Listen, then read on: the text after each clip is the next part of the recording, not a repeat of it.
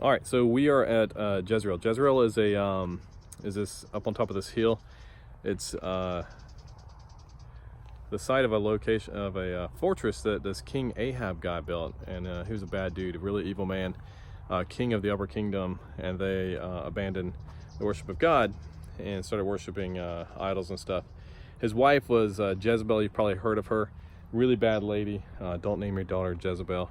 Anyways, so Jezebel and Ahab stole property from a guy named Naboth, and it's right down there where those cows are, basically.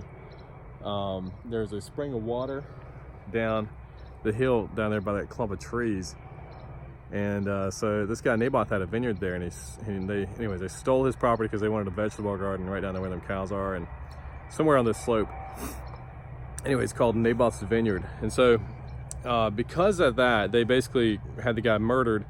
Set him up, and Elijah prophesied against him and said that one day you guys will be killed and your bodies and your blood will be shed on the vineyard of Naboth. And so that happened many years later.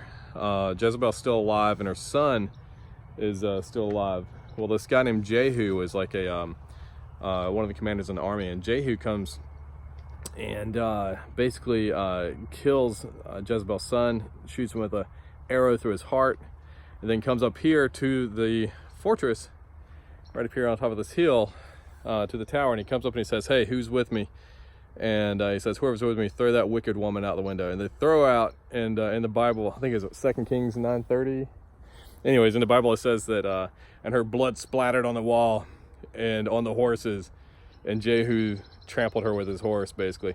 Anyway, so then they go inside and they like eat her food, basically. They're like, "Hey, let's have dinner because there's food here." So they eat all of her food that's sitting there, and they look out the tower window and they say, "Hey, listen, take that woman and bury her. She was the daughter of a king, and so we should show her some respect, I guess."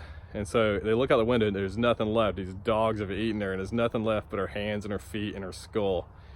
And so he says, okay. So they basically throw her body in the vineyard, or her hands and feet and skull, in the vineyard of Naboth, which is again right down there where these cows are, basically, and fulfill the prophecy from many years earlier that their blood would be spilled in the same vineyard that they stole from that guy and had him killed.